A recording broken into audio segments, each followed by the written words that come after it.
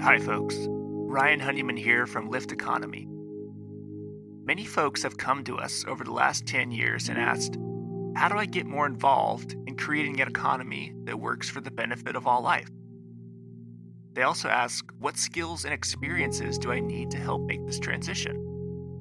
So, 3 years ago, we created something called the Next Economy MBA to help address this and similar questions. Lift Economy's Next Economy MBA is an online course that's designed for entrepreneurs, aspiring entrepreneurs, students, recent graduates, employees, and folks who want to learn more about transformational next economy strategies and businesses. Join the growing alumni network of nearly 250 alumni who've gone through this program and learned essential skills and hopefully built lifelong relationships for catalyzing businesses in the emergent and regenerative economy. So we encourage you to check out our course. You can go to lifteconomy.com/MBA. The next course, Cohort 7, starts on September 21st, 2021. So once again, go to www.lifteconomy.com/MBA. And now, on with the show.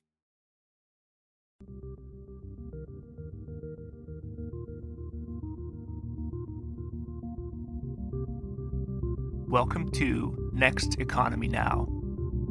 The goal of this podcast series is to highlight the leaders who are taking a regenerative, bioregional, equitable, democratic, racially just, and whole systems approach to creating the new economy. Paul, welcome to the show. Thank you, Ryan, for the opportunity. I appreciate it. Paul, let's start with a bit about your background. How did you first get into sort of sustainability or, purpose-driven business? Well, I think for me, it's more than sustainability. Obviously, a lot of the issues that we face today that we have to deal with simply went around 15, 20 years ago when I got into the more senior jobs in business. So a lot of what we do today has developed over time. But I've always had a great interest in helping others. When I was young, I wanted to be a priest and I wanted to be a doctor.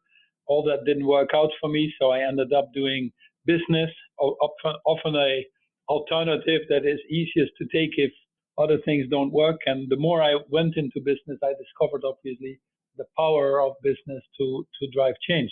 I come from a family of 6, was basically born shortly after World War II. I thought I was born a long time after World War II, but the older I get, I noticed how close that was. And my parents they met in Boy Scouts, by the way, and they were fully focused on getting us an education that was deprived from them, giving us an opportunity to improve our lives in the way that they never had this opportunity, fight for peace in Europe and all the other things. So the concept of putting yourself to the service of others, which I think underpins all of this, what we're doing, is very much given to me. And then during your life, you have some of these things that Bill George calls crucible moments, where you get formed, where your character gets challenged. It might be because someone dear in the family is leaving you, or I was in Mumbai when the Taj got attacked and you see people being mowed down in front of you, or I worked in Newcastle where for the first time I got exposed to second generations that had never worked, never seen their parents work. I climbed Kilimanjaro with 8 blind people and saw the power of people with disabilities, and all these occurrences make who you are. But I think the thing perhaps I liked the most was the work I did for the Sustainable Development Goals when the Secretary General at that time, Ban Ki-moon, asked me to be the business representative of this 27 people high-level panel of eminent people, as it was called then, to start developing the sequence of the Millennial Development Goals, which are now known as these famous 17 Sustainable Development Goals.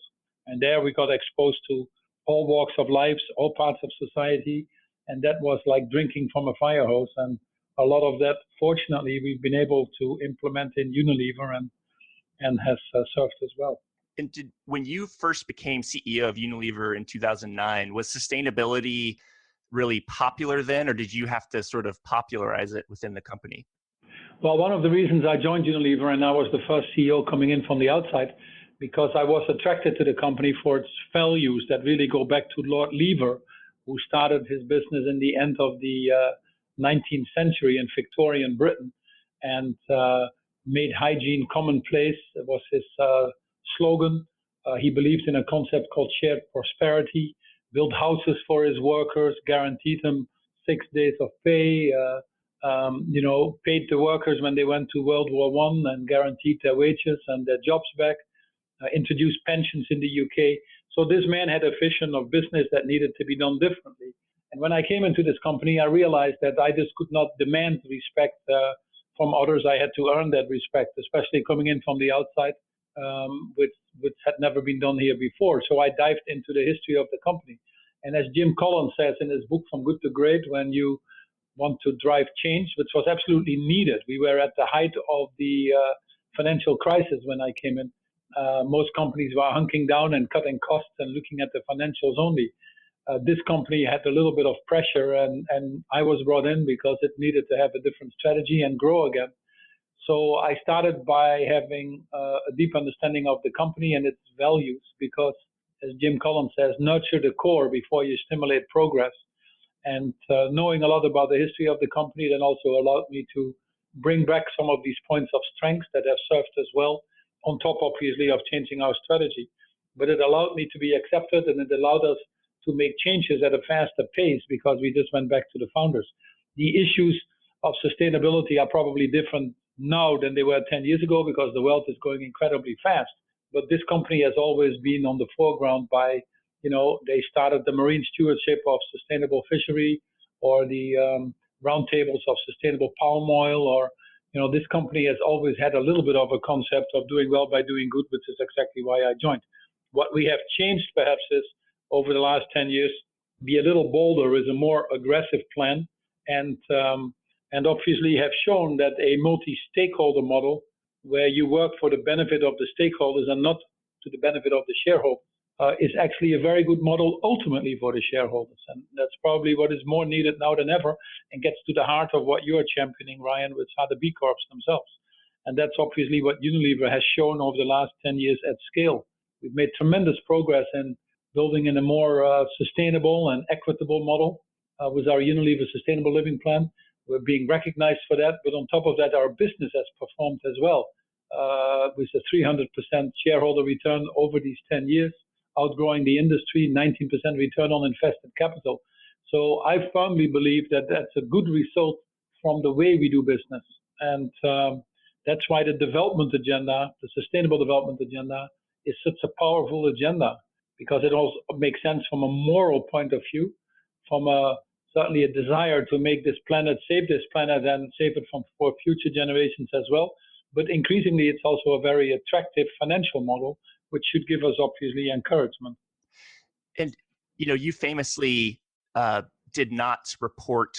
I think it was your decision to not report quarterly returns, right? And instead went to annual returns. Can you talk about that decision and what sort of pushback or what did you see from that? Yeah. No, thanks, Ryan. But you cannot solve the issues of food security or poverty or equitable growth if you live under the myopic pressure of quarterly reporting and shareholder primacy. It's driving businesses into the ground. It's starving economies from growth. It drives a high divide in society, and many of the major issues that we have to deal with are then not being addressed. So we needed to provide space, that we were not going to just chase the quarterly numbers, but that we were going to run this business for the longer term and that we were going to grow it again. Our business had declined quite significantly from the height of about 50 billion to 38 billion when I came. Now it's back to 55 billion. But I needed to send a message that it was going to be different. So under the principle of the first day they hire you, they can't fire you. I discussed obviously with others, but we stopped quarterly reporting, we stopped giving guidance, and we started implementing different systems here in terms of executive pay and other things that clearly sent a signal that we were going to run the business for the longer term and providing some space. Also a signal that we were going to run it for the multiple stakeholders, and that shareholder return was an outcome of what we were doing, but not a goal in itself. little bit difficult to just explain that when you put it in words, but when we started to put our actions behind that and people saw that we were serious about it, it started to gain momentum. Unfortunately, I had expected more companies to follow us because there's no law that prohibits you from doing that, and that has still proven to be a little bit problematic. But what we have seen is by only reporting our results twice a year, we don't talk the weather or Ramadan or short-term crises. We end up having more strategic communication. And when you have more strategic communication, you attract a different kind of shareholder. Our shareholder base over the 10 years have drastically changed. We now have 70% of our shareholder base that has been with us for 7 years or more. The turnover in the top 10 shareholders is now half of what it used to be. So our fluctuations in our share price are less.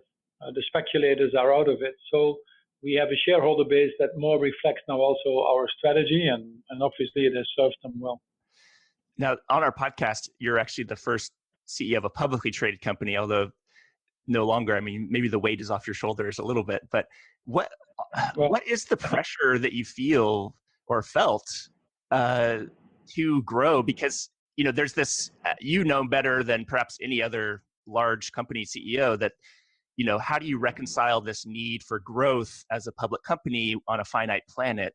And, how do we, I really admire how you had said, I think, and I don't remember when you started or later on, you had said, we're going to double profits while also cutting our, I think, impact in half or something like that. Is that a fair? No, our Unilever Sustainable Living Plan, just to make clear to the people that worked here first and foremost, was to send an enormous signal that we needed to grow again in terms of being able to create value. If you decline, you don't create value. You start chasing your tail, you cut costs, and you actually become an easy prey for the short-term part of the financial market, and the business becomes dysfunctional. So our goal was we needed to double our turnover we never said in which time period, obviously, but we needed to double our turnover, but halve the environmental footprint and increase the overall social. So what I wanted to say clear to everybody is it is about business results in the end, but it is about business results whilst decoupling growth from environmental impact and increasing the overall social impact. We put 50 targets out there because I could see that trust in business was low as well, and the only way to repair trust is to work with transparency. Transparency builds trust, which then is that basis for prosperity. So the 50 targets were basically there to hold us accountable. We also set very audacious targets that made people feel very uncomfortable. How can you do this alone? If you don't achieve them, are you going to resign?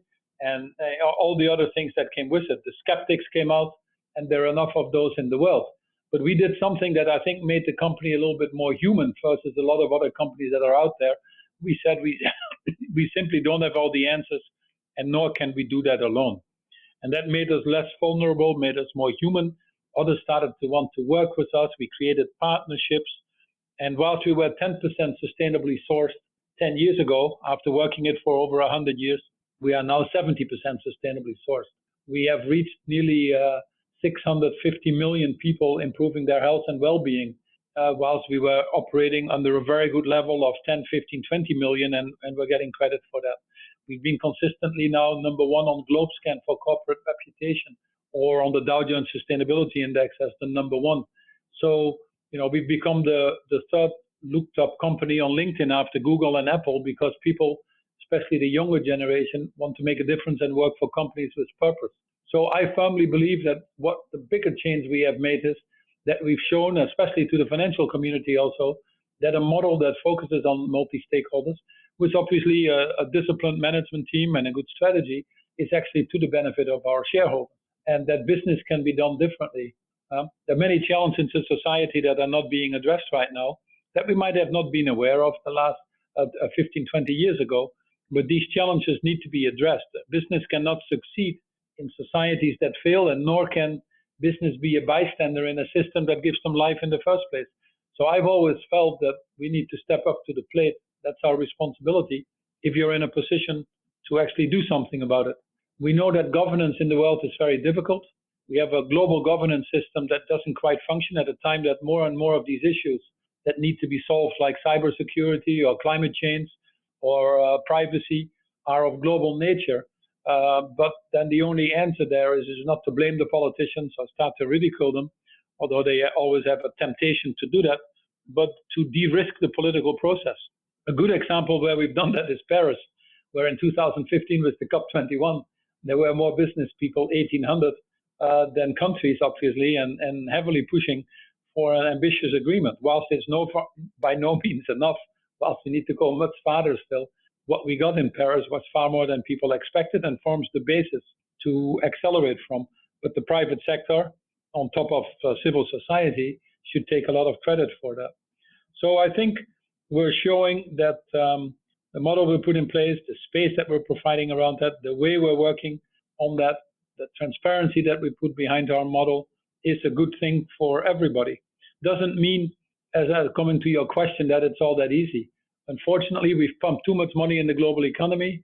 The global economy is what people call the VUCA world. There's too much uncertainty out there. Every day we seem to invent another level of uncertainty. So the discounting of future cash flows is very high. So the pressure on short-term performance has increased, not decreased. Then there are the enormous amounts of skeptics out there or vested interests who frankly don't want to change.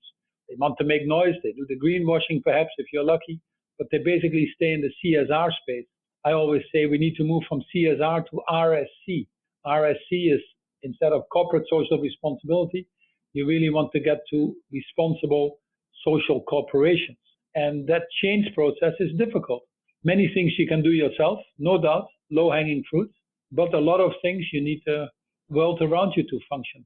So whilst our plans initially focused on ourselves, we had to step up the social compliance path, especially after the collapse, for example, of the Rana Plaza and other things. But we also said midway through, we need to use the size and scale of Unilever to focus much more on transformative change outside of the company itself. And that's when we took on a much bigger role, which I think is ultimate leadership, to put yourselves to the service of others. And that's really what our model is now. With reaching 2.5 billion consumers a day, being in all countries in the world, 80% of the global households, we have an opportunity really to make transformative changes beyond any government. And that's good for us as well, if these changes are in areas that are imperatives to make our business long-term successful. What was the last country you got into out of all of them in the world? One of the recent Korea. countries we went into was Ethiopia, for example. Okay. So Ethiopia is a low developing country, obviously economic struggles, the market isn't quite there yet, currency control, other things. But it's a country that is very advanced in terms of implementing the Sustainable Development Goals. They have 40,000 health workers. They give people free education. Obviously, the quality needs to move up. But it's a country that still comes out of the Marxist era, but has a socialist development plan. And it's actually fairly good to lifting people out of poverty. Not fast enough, but it's happening. So we concentrate on schools, on hand washing. Trachoma is a big issue there still. They had cholera outbreaks. So brands like Lifebuoy are ideal for that.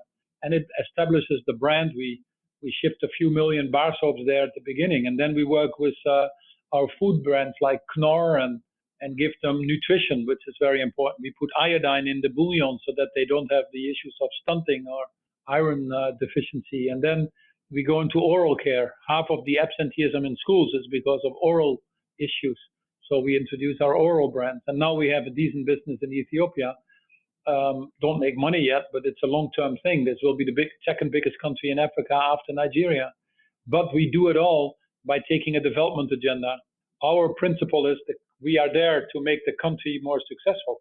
And if the country is more successful, we will be more successful, not the other way around. It seems like one of the things I'm noticing in my work, and you probably notice as well, is that many companies are moving towards more sustainable products and services, right? Like I noticed, I think Hellman mayonnaise is one of your brands, right? Correct. Yeah. So it's using cage-free eggs now.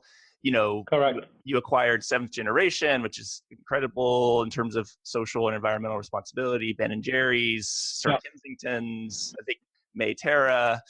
You have a lot of amazing brands. I think one of the things I've noticed is it seems like that is amazing on the product and service side, but then there's this challenge where the people who benefit on the capital side are usually like, public, like large investors who it feels like it sometimes leads to concentration of wealth when there's a beneficiary on the product side. So it's like one of the things I've been interested in, how do we make sure that, say, Unilever's, doing great business in Ethiopia could actually benefit, how do you make more ownership, like how do you spread ownership more broadly, I guess? And that's probably very far away from from what you have to deal with on a day-to-day, but it seems like if the suppliers were owners and like customers were owners and the workers were owners, it like the benefits on the capital side would accrue more broadly. Do you have any thoughts on that?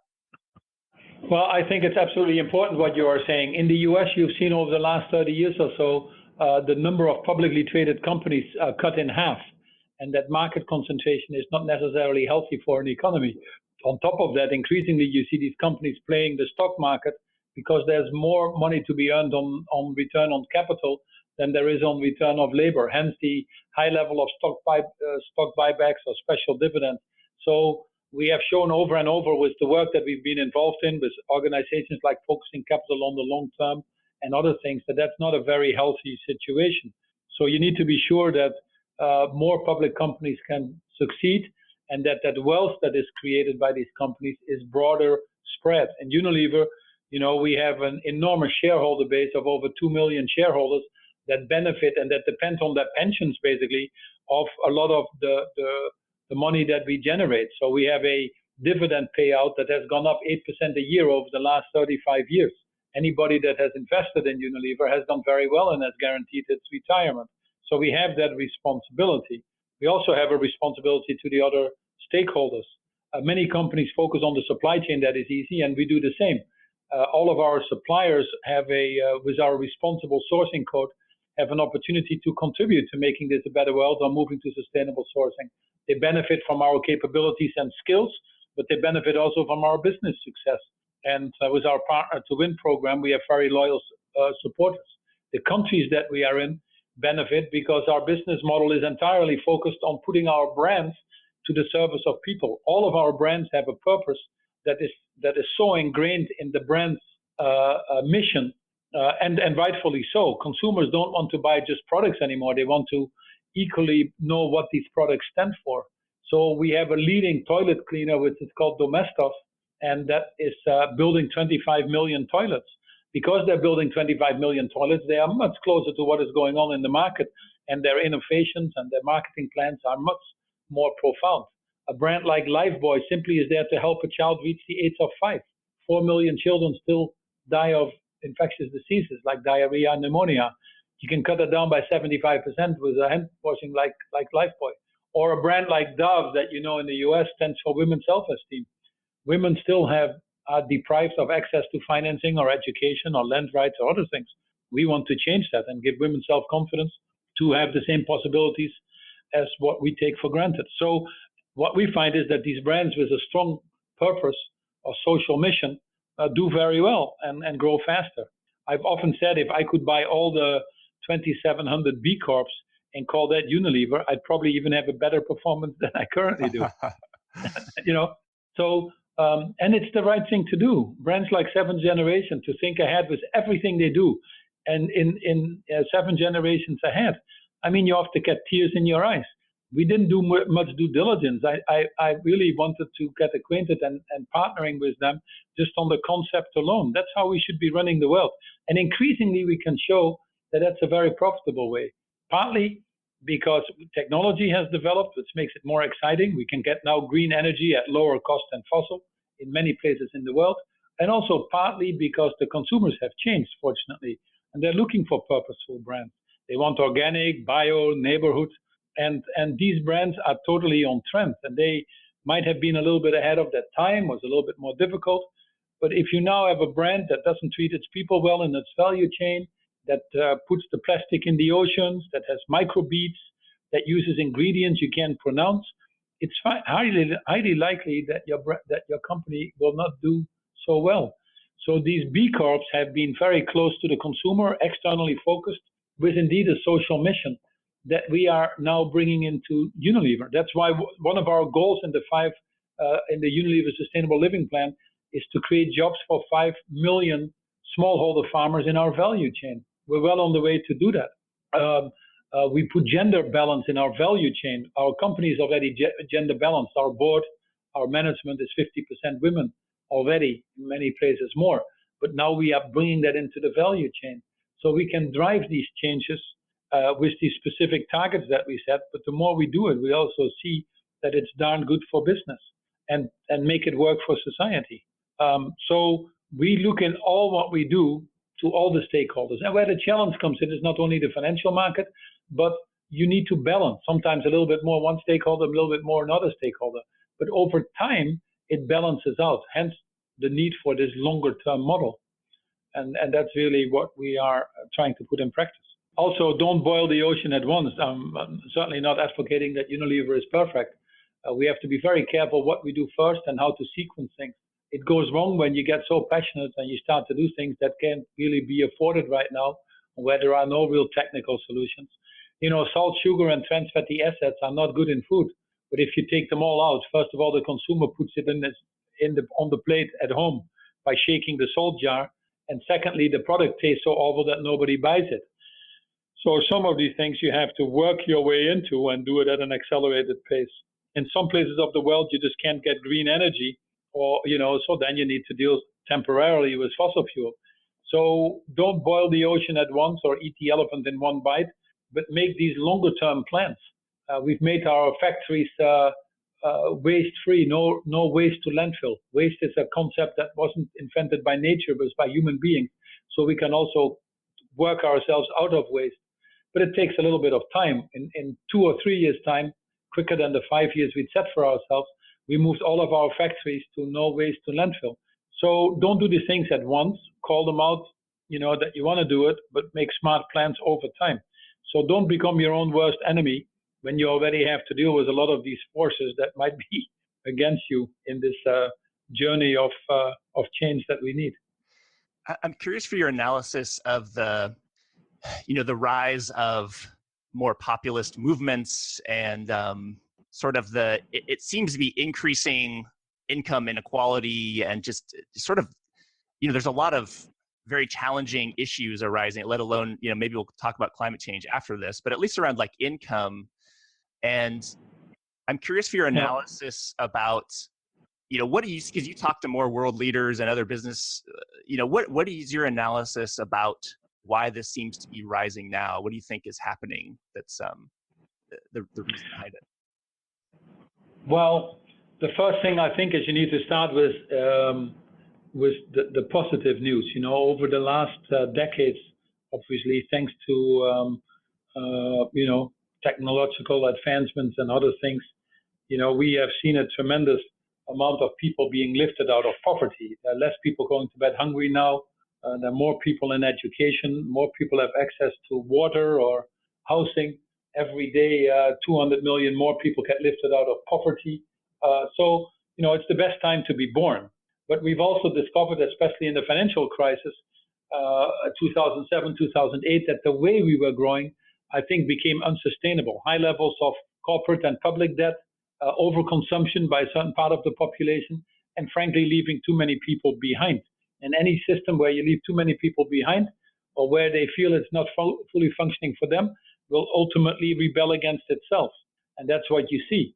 Normally, we would have the governments to take care of that, like in the US, under Roosevelt, you went to the New Deal and you evolved capitalism. You put social security in place or healthcare, whatever, and you evolve and you do well.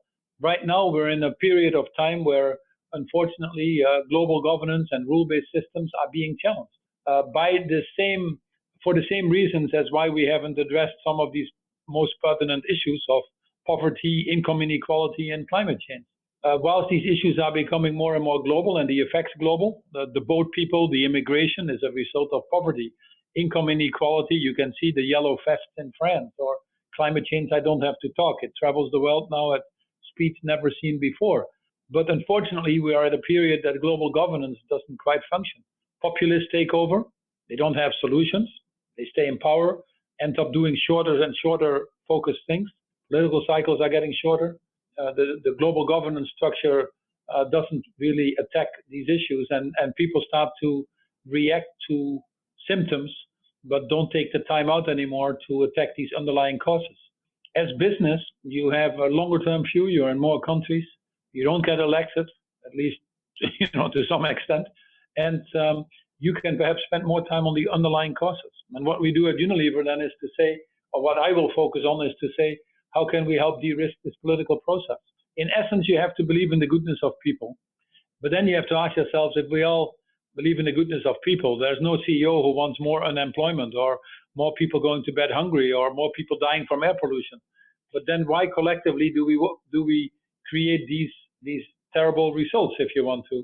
Now, partly because it crept up with us by surprise, and we haven't created the leaders that know how to deal with it. It requires a different form of partnership, different leaders, more purpose-driven, more longer-term focus. We just don't have enough of them. And partly, it's also because in terms of addressing these issues, it's very, very challenging and very, very hard work to do this. And not everybody has invented the internet, and there are many people that just don't know how to go about it. And we need to just create more momentum around the successes and put more practices out there that show that it works. The biggest influence that Unilever has had is not the success of Unilever itself. It's the influence that it had on all the other people to also take a little bit more courage to start moving forward at a faster pace. And that is the role of business now that is going to become more and more important. And that's what we're obviously focused on, and what we're trying to do is to get more people to join us. Yeah, I think one of the books and folks who have been influential on my thinking is the Winners Take All book, Anand Giridharadas. Just he's really he calls out B Corps in particular and leaders as we say we're doing good, but what's happening with more concentration of wealth. And I know you've had conversations with him and you've read the book, and I'm curious if over the last several months in conversations with other CEOs or other leaders, have we started to, do you think that our social good movement has started to look more closely at like what we are actually doing? Do you think that has crept into our consciousness, or do you think it's still, No. Yeah. I think it's not enough and not at the speed and skill that we need, but there are more and more people. There's no question about it. B Corps is one of the fastest growing movements. Impact investing is one of the fastest growing, or green bonds. Companies starting to integrate these sustainable development goals. There's a lot of positive that we can celebrate, but unfortunately, it's not being addressed fast enough. Anand makes a valid point that a lot of people have made. He's put it eloquently in his book and is trying to make money out of that. But the point is that don't, on the one hand, make a lot of money by making the system worse, and then trying to do good by using some of that money to say, I'm improving this wealth. So are you part of the solution or are you part of the problem is a valid question that he is posing, and hopefully making some people think. He's very light on solutions, and he's a little bit cynical to the process, and a distrust of business that goes beyond what I think is needed. And he puts all the trust in governments, which unfortunately most people in this world are not doing anymore for good reasons. So we need to find other solutions of partnership. We need to create space where that trust is being created, which is very important, and where in partnerships of private sector, civil society, and governments, we need to move things forward. I will not do anything in Unilever anymore if it doesn't have that partnership. And what we find is when we create those partnerships, we can reach far more people down on the bottom of the pyramid, and we make our business model far more successful. Now, sure, there are always some elements in a business of this size that people question. I still have the challenges of having to close factories in Europe if I cannot afford the costs anymore, or I sometimes cannot get the sustainable sourcing because the quantities that we need is still simply isn't available, and it takes time. But then to say, you're the problem and you shouldn't be there type thing, which is basically what he tries to advocate in his book as well, is a little bit simplistic. Work with the companies that drive it, create a race to the top, and move forward.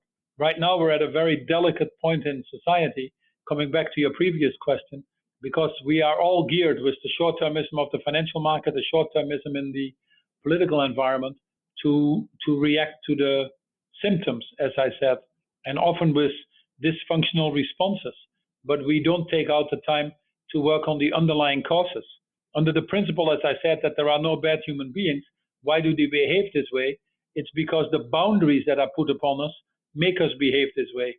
If I ask a salesperson to only get rewarded on the number of orders he writes or she writes, they're going to write a lot of small orders and behave that way. If I reward them on the customer service and the quality, they're going to behave differently. So the boundaries that are put upon us drive our behavior. We have currently boundaries that only reward financial capital, not social or environmental capital. So we need to expand the definition of capitalism to include social and environmental capital. Hence, for example, a price on carbon. When we do that, our capitalist system is probably best placed to deal with it. We need to ensure that the financial markets move to the longer term. So how do we change those boundaries? So we need to start rewarding labor. All the reward right now is on capital, and frankly, the capital, if you play the capital markets, you don't pay much tax in any jurisdiction, whilst the tax is totally geared on labor. Perhaps we should start to think of totally shifting that. We need to move to a circular economy. We know how to do that and get out of this linear economy and provide space to create that. No individual company can set up a recycling system. They don't have the critical mass to do that in a profitable way. So we cannot blame them for the packaging that floats in the ocean, but we have here a systemic solution that needs to be thought through. So they take time and they need to be put in place, and they take efforts and they take certain leaders. That's why the new leadership that we need is not only people that care, have a high level of awareness and engagement, but are purpose-driven, are longer term, understand that they have to put the interest of others ahead to drive some of these changes, which is hard work, which exposes yourself, which makes you subject to criticism at times by many. But at the end of the day, you're talking about, do we want to save humanity or not? This generation has done more damage in the last 30 years than in its 5 billion years of existence. That's just, for me, mind-boggling. The rate of species that disappear are 1,000 times more than the normal pattern. That, to me, is mind-boggling. And we're getting to the point that on each of the Sustainable Development Goals, the famous 17 goals, it takes $5 trillion a year to implement that and eliminate poverty, not leave anybody behind. On each of these goals, we're already incurring costs that are much higher. $5 trillion a year, according to the IMF, just the cost of climate change-related issues alone. Goal number 16 is about peace and justice. We spent in this world 2 to 3 times more on conflict prevention and wars than it cost us to implement all of the goals. And we still have the courage to call ourselves most intelligent species. I don't get that. So we're getting to a point that some people might not have that morality. I buy into that. That's the reality of the case. But we're certainly getting to the point where the cost of not acting is becoming higher than the cost of acting. So this is a wonderful moment to celebrate, to accelerate, and to make this the growth story of the century, the more equitable and sustainable growth. And we need it because the population is going to double, or the urbanization in the next 30 years. Infrastructure is going to double in the next 15 years. So the pressure that is coming on the planetary boundaries is going to be exponential. And that's why it requires us to change. Now, it's tough. I recognize that it's tough. We've never decarbonized the global economy. We're carbon junkies. We've never moved to a circular economy. We don't really know how to move the financial markets to the longer term. And all of that at a system when governance doesn't work is tough. I recognize that. That's why we need the right leaders. So the best thing we can do is invest in leaders and trees. And that's really what I would focus on if I have some energy left in myself as I move forward. I recently did a podcast with a professor, John A. Powell at UC Berkeley. Do you know John Powell? I've heard of him, but I've not met him. Yeah. So he's for folks on the podcast, he's a professor of law at UC Berkeley, but an expert in diversity, inclusion, equity. And he actually says that one thing that he likes to point out is most people would say climate change, at least most progressive people in business, maybe like me and you, Paul, would say climate change is our biggest problem. But he has an argument that actually our biggest problem is the sort of not addressing systemic issues of identity and race and diversity, because at least in the U.S., there's this anxiety that he calls it latent white anxiety about what's happening to our country in the U.S. at least. And so we can't even get to the conversation about climate because, we have Donald Trump and there's so much identity politics. And I'm curious, do you sense that at all in your work? Like there's a sort of an equity? Well, I think to save humanity has to be done by human beings, and we need to have a common framework or at least a mechanism that is built on some of the common values. And that's really what is important for democracy. So that's why I like Europe, at least, because from all the places in the world, it seems to still be the place where human values and dignity and respect for human beings is better developed. That's also why business speaks up when governments fail on issues like LGBT. If it depended on Pence or others in the US, a lot of people would be discriminated against. That's why people spoke up when you had Charlottesville. That's why you got the movement Black Lives Matter. So if these moral values, which Powell is talking about, if these moral values get undermined, you undermine humanity and the real existence of us here on this planet. So it starts with that. My wife wrote a book which is called Imaginal Cells, and it really deals with a very simple principle, which you find in every religion, in Judaism, Hinduism, Islam, Christianity, and it's called the Golden Rule: do unto others, and she's added the planet, do unto others and the planet as you would like to have done to yourselves. And if we apply that rule in a lot of things decisions that we make for the people that are able to make decisions, we would make better decisions.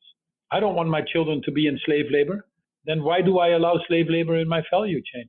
I don't want my children to not have access to education. So why do I deprive others from the chance to have education?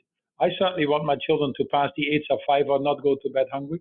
Why are we working very hard then to deprive others from that basic human right? So it starts with humans. It starts with us being human, and it starts bringing humanity back as a very important need. Also in CEOs, that's what I call need to be purpose-driven. And we need to spend more time on that. We've cut the humanities from education. It's bizarre to me. I know we're talking here a little bit and dreaming, but it's bizarre to me that this world is more connected than ever. We send each other 50 billion likes a day. We even commit suicide if we don't get enough likes. But then you go to restaurants, you see couples sitting there with telephones across from each other, not saying a word, but looking at their telephones. I always wonder if they send WhatsApp messages to each other or text messages. In America, we have an average of 700 to 1,000 friends on Facebook or LinkedIn or Snapchat or whatever you have. But we only have one real person that we can talk to. In the UK, they even appointed a minister of loneliness. So if we don't bring humanity back in everything we do, then we will not solve the issue. So it starts there, and that's really what he's pointing out. The biggest question you should ask yourself always is, do we care? We walk past homeless people, 700,000 now in the US.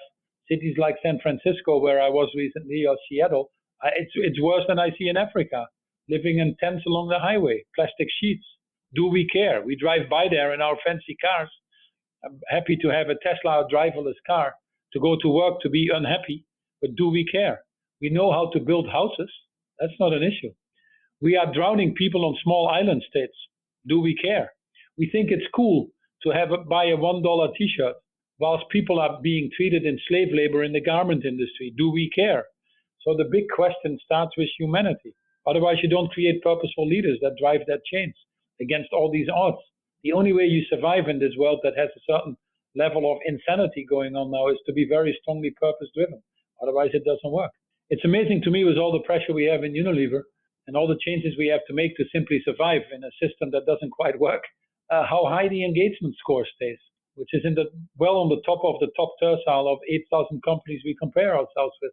But it's because these people are so incredibly purpose-driven. They're on a mission, and they want to leave this world in a better state than they found it. So that is the basis of everything you need to work to do all the other things we talked about.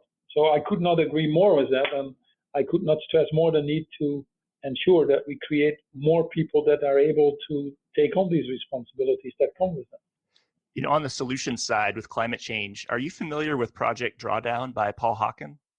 No, I'm not actually. Okay. I apologize. There's so many things going on. No problem. Well, the book is called Drawdown, and it maps out the top 100 solutions to climate change by efficacy and effectiveness. So Good. his theory was saying, like, we have all these things like unplug your VCR at night and, use wind power and use solar, but what actually has the best like result if implemented at scale? And he wrote a book called Drawdown. And one of them is regenerative agriculture and permaculture. And so where I was sort of going on Unilever's side is, one, I wanted to see if you had heard of that book, and we could, it's fine. But on the permaculture regenerative ag side, I'm curious, have you started to look at that in your value chain at all? Yeah, absolutely. And obviously, being, as we say now, you need to really, in this world, you need to get regenerative. Just to be sustainable is not even enough anymore. There are some, tipping points that we have reached already. Johan Rockström talks about planetary boundaries, 9 of them.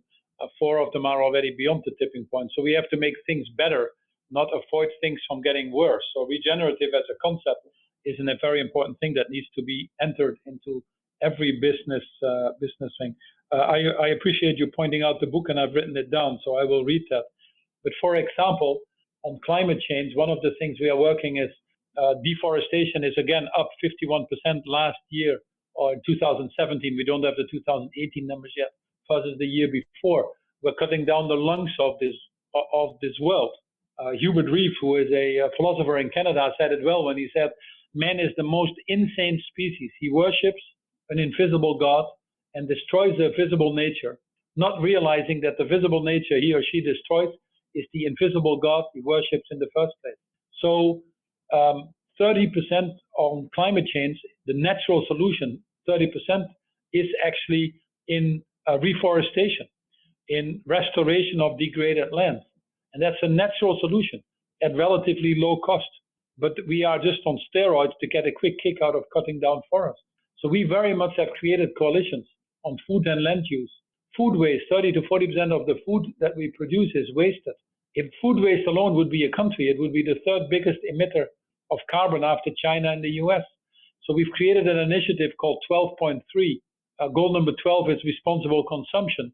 Goal 12.3 is on food waste, to cut that down significantly, with a coalition which we call the Food and Land Use Alliance, to look at all of this.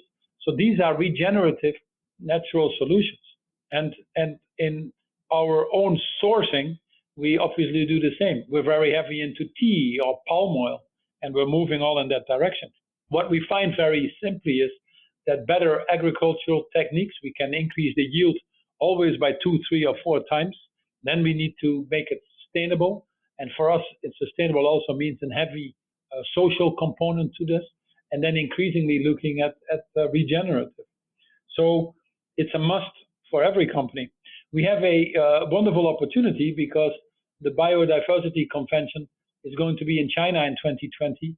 The IUCN has their convention in France just before that, yet very few companies have biodiversity on their business agenda.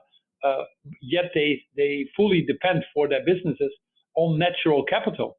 I could not run my tea plantations if the rain doesn't fall on it, or I could not use my water that I need for many of the products if it's polluted. It's as simple as that. So the value of natural capital, the importance of protecting our biodiversity, we need to get it on the business agenda. We need to put a value on that, and that might help us accelerate, the regenerative thinking that obviously people like Bill McDonough and others have championed already for a long time. So one of the task force that we're creating right now, and will be on the agenda for Davos as well, is exactly around, in this case, biodiversity, but getting that higher onto the private sector agenda to do something about it. So we know the urgency, we know the direction we need to take. I think a lot of the solutions, I'll read Drawdown, but a lot of the solutions I think are well known, and we're working them, developing. Urbanization is probably the biggest thing. We're going to double the number of cities in the world in the next 30 to 40 years with population growth and urbanization alone. How we are building cities is going to be crucial in terms of if we're going to survive or not. London still has roads from the Roman times. So building cities sustainably, more dense, thinking about public transportation, working on the energy sector and at the energy transformation, the mobility sector, the food and land use sector.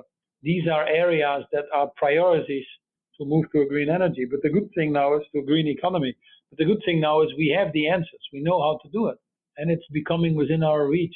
And you'd be stupid as a business and you play with fire if you don't, to not seize these opportunities and implement it aggressively. Makes a lot of economic sense already. So, Absolutely. Unilever, 70% of our energy is green energy.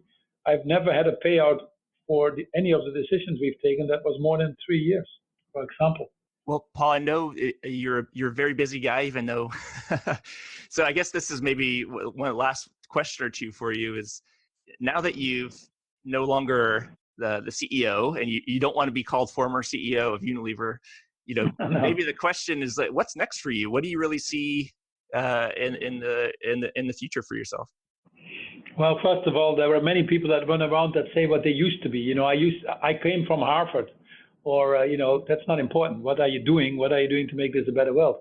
Or I used to be the CEO here or there, so I'm important. No, what are you doing now to be useful? So I have an apathy to being X something. I always like to look forward and learn from the past, but not. And one of the areas I want to exactly focus on is how can we aggregate the aggregators?